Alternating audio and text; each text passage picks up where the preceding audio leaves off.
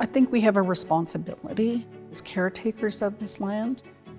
We see what's happening across the world right now, and it's kind of scary. We're doing our part by trying to use less diesel, less fossil fuels. If we can offset that in any way, I think we have a responsibility to do that. So we thought the time was right. We decided to team up with Solvest. This year we're installing 640 modules in McIntyre subdivision, which will be on the roof of 40 homes.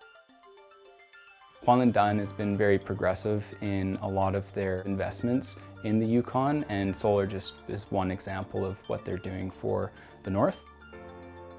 This project is tied to the microgeneration program here in the territory. So the systems will first reduce the utility bills, and then any surplus power is pushed back onto our local utility grid and is actually used by the next homes down that transmission line.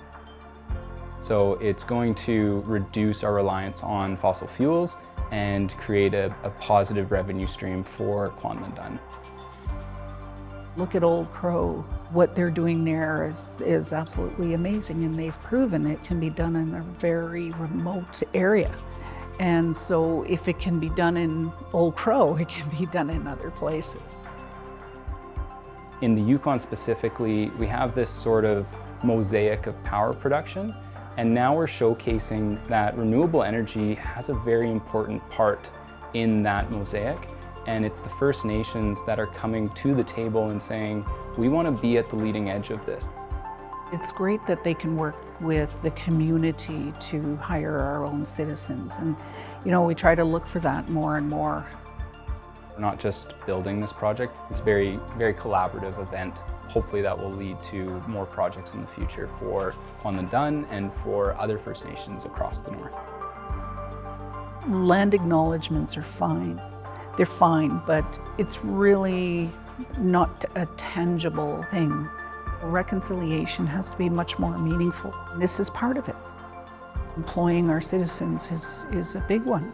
For far too long, our First Nation has been left on the back burner when it comes to economic development projects within our own traditional territory. And that's changing. We're changing that. The electrical bill is getting higher and higher, as well as everything else. And so to be any part of anything to put the brakes on the rising costs in the world, as a KDFN citizen working on a KDFN project for KDFN people, to make life easier for them is just very rewarding and satisfying too. When we work with local hires, they go in, they complete it, and then they see it in their community. It's a motivator beyond helping the planet, is to help your own people in your own community. A lot of companies, organizations, they always think about the bottom line. What is my return on investment? What's my payback period? How is this going to benefit me today? And I noticed that with a lot of First Nations governments, organizations, citizens, they're not really specific to that mindset right now. They're looking at how can this benefit the community as a whole 10, 20, 50, 1,000 years down the line. People are looking to us for some of the answers in terms of the environment. Indigenous people are going to be a big part of combating climate change.